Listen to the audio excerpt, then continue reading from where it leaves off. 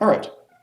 In the next section of today's lecture, I'm going to talk about kind of a different category of approaches to forward transfer, which actually uses the ability to modify the source domain in various ways to facilitate better transfer. So this is forward transfer with randomization.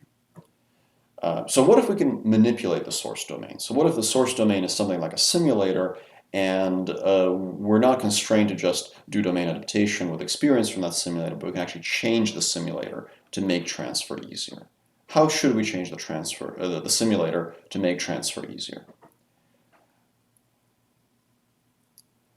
So this is often the case for simulation to real-world transfer, for example. The first work I'm going to discuss that tackles this question is a paper called EP-OPT by Arvind Rajeswaran et al. And what EP-OPT looks at is essentially this question through the lens of identifying physical parameters. So if we think back to the model-based RL lecture, in the very beginning of the model-based RL lecture, I alluded to something called system identification. System identification refers to the problem of figuring out the parameters of a simulator given a small amount of real experience. But do we actually want the most accurate simulator we can get? See, the trouble is that if you identify the parameters that best explain the real data, they might still not explain that real data all that accurately. And when you train a policy under those parameters, you might get a very good policy for those parameters that really doesn't work outside of the simulator because the differences are basically not modeled by parameter variation. So if you, for example, want to train the hopper to hop, and you can maybe alter the coefficient of friction and you can alter the length of the leg, but maybe the thing that really changes is the mass, and for whatever reason, like you can't alter the mass. So the mass is different at test time.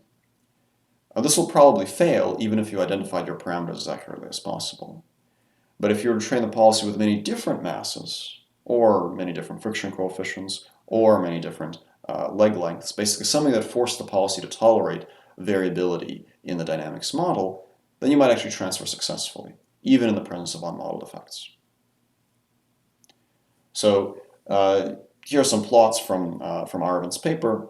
This is showing what happens if you train on a single mass for the hopper and then test with different masses. So the x-axis shows the target domain mass, and the legend shows the source domain mass. So the blue curve shows what happens if you train on a mass of 3. Unsurprisingly, it's very good for a mass of 3, it's okay for a mass of 4, and then it rapidly falls off with 5 and 6. So in each case, the best performance is of course centered on the training mass. But if you train on an ensemble of models, basically you randomly select masses during training, you actually do very well across all masses, and somewhat surprisingly, you actually do almost as well as the models that were trained on the right mass. And this somewhat contradicts conventional wisdom. So usually the conventional wisdom is that if you train on a variety of models, you will end up with an overly conservative policy that doesn't do as well but is more robust. And while that is true in general, in many cases when using deep reinforcement learning, this issue is somewhat alleviated by the fact that deep networks are so expressive, so they can find very effective policies even when confronted with an ensemble of different dynamics models. So here, this is showing the distribution of masses that we're trained on. You can see they're centered at 6, and they have this kind of Gaussian structure. Arvind also studied the effect of unmodeled effects. So, for example, he had a setting where the mass variation was unmodeled, and he found that you could still get very good generalization with an ensemble, that's the blue curve, significantly better than if you just identified the maximum likelihood parameters, which is shown as the green curve. And of course, you can adapt with additional data, but crucially, you have to adapt, again, in a kind of a maximum entropy way, although now it's maximum entropy over the parameters, so that you maintain quite a bit of variability over the parameters to keep ensuring this kind of robustness notion. So this idea that randomization can facilitate transfer, has been used in a wide range of different transfer learning papers, particularly when transferring from simulation. The earliest papers to explore this in the domain of physics randomization, this was this paper. In the domain of visual randomization, it's a paper that I'll mention later. But first, something that I want to bring up is the notion that you can do better than just robustness. So one paper I want to bring up here is a paper by Yu et al. Called Preparing for the Unknown, which explores the notion that you can train policies that are not just robust, but actually adaptive. So in this paper, what you et al. Do is they actually train a recurrent neural network. That's this OSI box at the top, which takes in a history of past states and actions and actually predicts the parameters of the simulator. And then the policy takes in the current state and those parameters and outputs the action. Now, the particular approach described by you et al. Requires actually knowing the simulator parameters. So, this is literally just a vector of like simulator settings. And then again, you train with a variety of different simulator settings to get your policy to handle all different kinds. And your OSI module here, the adaptation module, to be able to infer the parameters from all sorts of state action trajectories. But subsequent work has also studied how to do this in the case where the simulator parameters are not known, treating them as latent variables.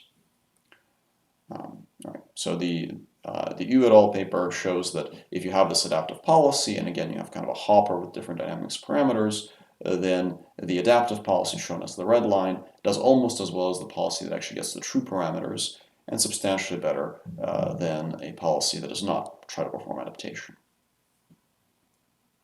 Another kind of more recent example is this paper by Peng et al. That kind of basically applies this idea to get a robot to push objects on a table, again using simulated training. So as I mentioned before, this idea of randomization has also been used very widely for simulation to real-world transfer, particularly with visual observations. And the first paper to explore that with deep neural networks is this paper by Sadeghi et al. Called CAD2RL, where the idea was that if you want to train a real-world robot, in this case a drone, to navigate hallways, you're better off training in highly diverse simulators than a single highly realistic simulator. So this idea has since come to be known as domain randomization. So here's an animation of the simulation environments in this paper. The simulation environments are highly varied, but none of them are very realistic. So you have like grass on walls and sort of unrealistic geometry, but the variability actually facilitates transfer, and then you can get a drone that actually flies, in this case through Corey Hall in the UC Berkeley campus, where the red dot shows the commanded flight direction for the drone. Of course, Corey Hall looks very different from those simulated environments, and the system does make some mistakes, so it's confused by glass, for example, because there's no glass in the simulation, but on the whole it actually does fairly well. And randomization has since been explored in a wide range of topics for robotic manipulation, cloth folding, many other problem settings. Okay, so if you want to learn more about domain randomization and domain adaptation, some suggested readings are EPOP by Rajeswaran et al., you et al., Preparing for the Unknown, CAD2RL, a few of the other papers that I mentioned. And then there are also quite a few methods that actually combine both elements from the previous part, the domain adaptation, together with the randomization. And that's actually a very common, very widely studied approach to simulation to real-world transfer these days, to use both randomization and adaptation. And here are a couple of papers that explore this question. And of course, there are also many others.